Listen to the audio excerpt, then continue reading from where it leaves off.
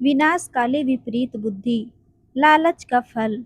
एक गांव में दो भाई रहते थे। बड़ा भाई बहुत अमीर था और छोटा भाई बहुत गरीब। बड़े भाई के घर में सभी प्रकार की सुविधाएं और धन दौलत सब थी, परंतु छोटे भाई के पास खाने के लिए चावल तक नहीं था। बड़े भाई का जीवन बहुत ही सुंदर तरीके से गुजर रहा था, परंतु छोटा भाई बहुत ही दुख कष्ट सहकर अपना गुजारा कर रहा था। दीपावली का त्योहार आया। बड़ा भाई अपने परिवार के साथ खुशियां मना रहा था, तो दूसरी तरफ छोटे भाई के घर में खाने तक को कुछ नहीं था। छोटे भाई के बच्चे भूख के मारे रो रहे थे।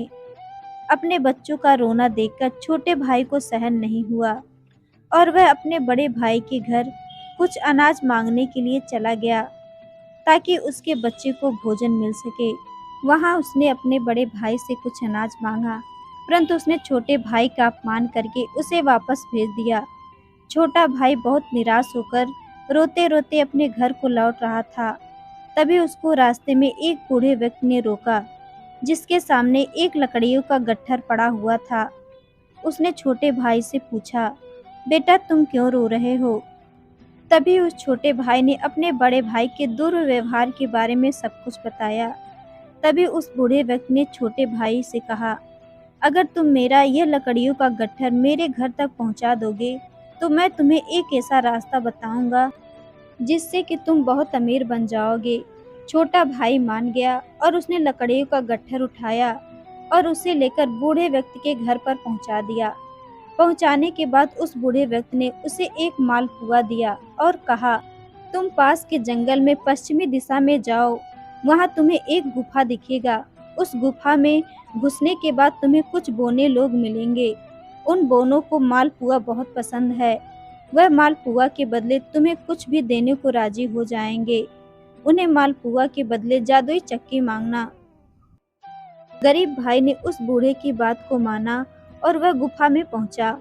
वहां उस गरीब भाई ने 3 बौने व्यक्तियों को देखा। उनमें से एक बौने ने उस गरीब भाई को कहा, मैं तुम्हें इस मालपुआ के बदले कुछ भी दे सकता हूँ।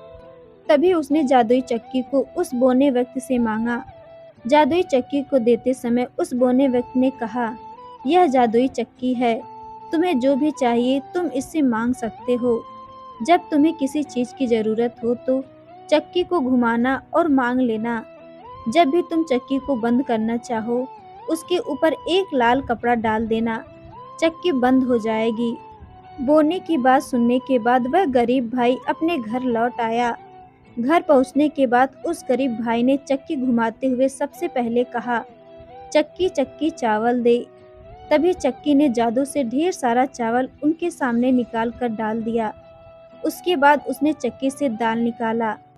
गरीब भाई के परिवार ने उस दिन पेट भर के खाना खाया और सब सो गए। बचे खुचे चावल, दाल और अन्य अनाज को लेकर गरीब भाई सवेरे बाजार में गया। बाजार में अच्छे मूल्य में उसने उन अनाजों को बेच दिया। चक्की की मदद से वह हर दिन कुछ न कुछ अनाज बनाता और बाजार बेचने जाया करता था। धीरे धीरे वह अपने बड़े भाई से भी ज्यादा अमीर बन गया।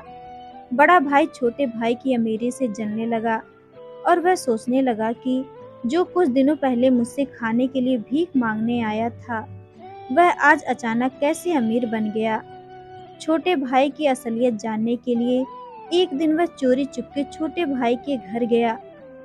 जब उसने चक्की से अनाज निकलते हुए देखा तो वह चौंक गया और उसने जब छोटे भाई के घर पर कोई नहीं था तो उसने चक्की को चुरा लिया और वह अपने परिवार के साथ नाव में बैठकर एक दूसरे राज्य की ओर निकल पड़ा।